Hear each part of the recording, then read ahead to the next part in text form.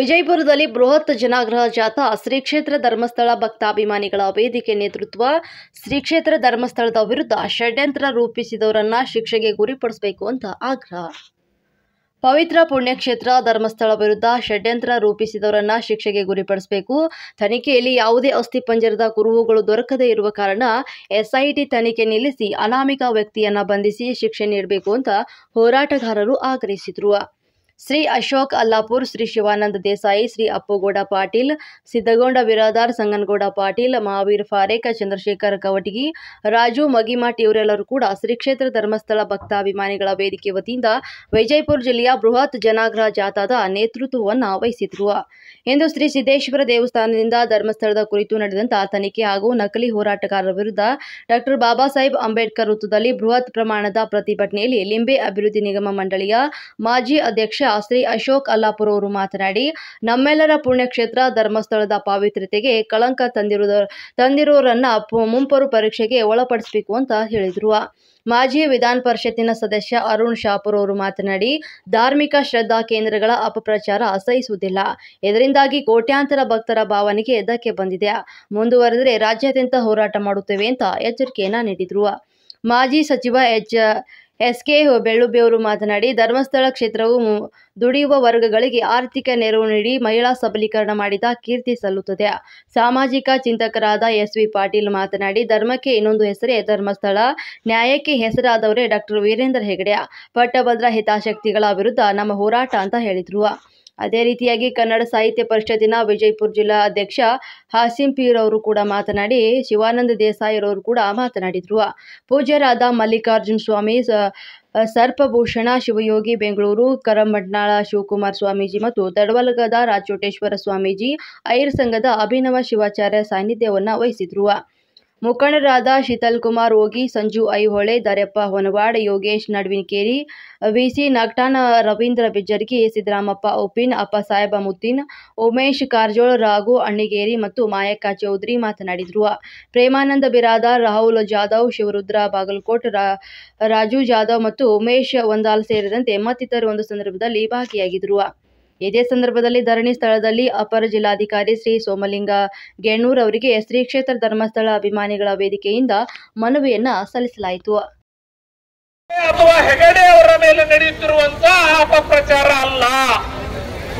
ಏನು ಅಪಪ್ರಚಾರ ನಡೀತಿದೆ, ಇದೇ ರೀತಿ ಅಪಪ್ರಚಾರವನ್ನ ನಾವು ಹಿಂದೆಯೂ ಕೂಡ ಶನಿ ಚಿಗಡಾಪುರದಲ್ಲಿ ನೋಡಿದ್ದೇವೆ.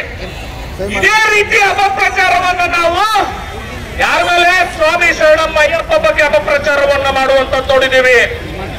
ಎಲ್ಲೆಲ್ಲಿ ಹಿಂದೂಗಳ ಶ್ರದ್ಧಾ ಕೇಂದ್ರಗಳಿದೆ, ಎಲ್ಲೆಲ್ಲಿ ನಮ್ಮ ಧಾರ್ಮಿಕ ಭಾವನೆ ಇದೆ, ಎಲ್ಲೆಲ್ಲಿ ನಮ್ಮ ಪೂಜರಿದ್ದಾರೆ, ಅದರಲ್ಲಿ ಷಡ್ಯಂತ್ರ ಮಾಡುವಂತ ಎಡಪಂಥೀಯರು ಕೆಲ ಮನೆಹಾಳರು ಬರ್ತಿದ್ದಾರೆ ಅನ್ನೋದ್ರ ಬಗ್ಗೆ ಇವತ್ತಿನ ಪ್ರತಿಭಟನಾ ಸಭೆಯ ಮೂಲಕ ಎಚ್ಚರಿಕೆ ಕೊಡಬೇಕು ಅನ್ನುವಂತ ಕಾರಣಕ್ಕಾಗಿ ಹೊರಟಿದ್ದೀವಿ. ಬಂಧುಗಳೇ, ಯಾವ ರೀತಿಯ ವಾತಾವರಣ ನಿರ್ಮಾಣ ಮಾಡಿದ್ರು, ಜನಸಾಮಾನ್ಯರು ಕೂಡ ಧರ್ಮಸ್ಥಳದಲ್ಲಿ ಏನೋ ಆಗಿದೆ ಅಂತ ಭಾವನೆ ಪಡ್ಕೊಳ್ಬೇಕು. ಸುಮಾರು 300 ಹೆಣಗಳು ಸಿಗ್ತವೆ. ರೇಪ್ ಆಗ್ಬಿಟ್ಟಿದೆ, ಮರ್ಡರ್ ಆಗ್ಬಿಟ್ಟಿದೆ.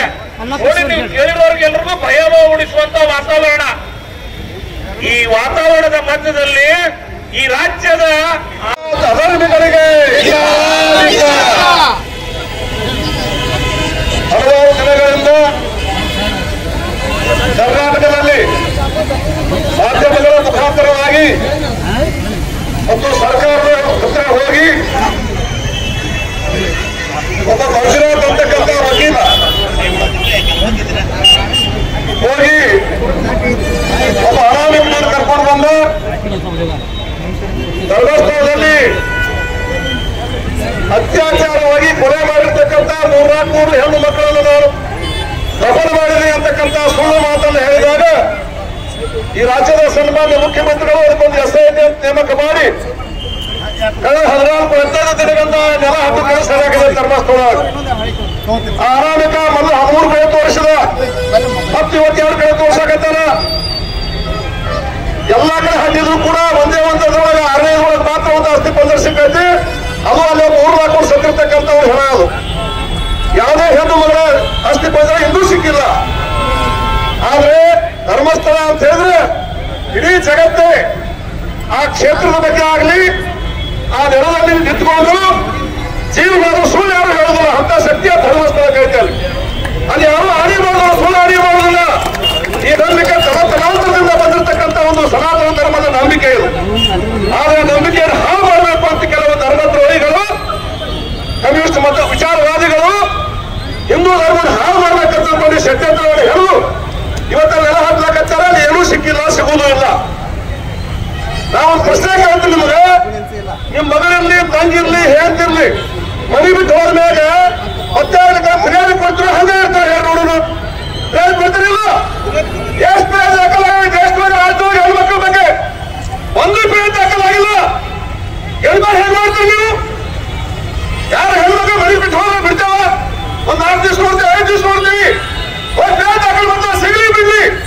ಇದು ಸಂಪ್ರದಾಯ, ಇದು ಪದ್ಧತಿ, ಇದು ನಡೆದಿಲ್ಲ ಅಂತ ಹೇಳಿದ್ರೆ ಇದನ್ನ ತನಿಖೆ ಶುರು ಮಾಡುವಾಗ ಅದನ್ನು ಬಿಡಬೇಕಾಗಿತ್ತು ಇದನ್ನು. ಆದ್ರೆ ಇವತ್ತ ನಾ ಬರುವ ಸ್ಫೋಟ ಟಿವಿ ನೋಡಿ ಬಂದೆ. ಆ ಸುಜಾತ ಭಟ್ ಆಕೆ ತಾನು ಮೊದಲು ಅನನ್ಯ ಭಟ್ ಅತ್ಯಾಚಾರ ಕೊಲೆ ಆಗೈತಿ. ಅಲ್ಲಿರ್ತಕ್ಕಂಥ ಪೊಲೀಸರನ್ನ ಫಿರ್ಯಾದಿ ತಗೋಲಿಲ್ಲ.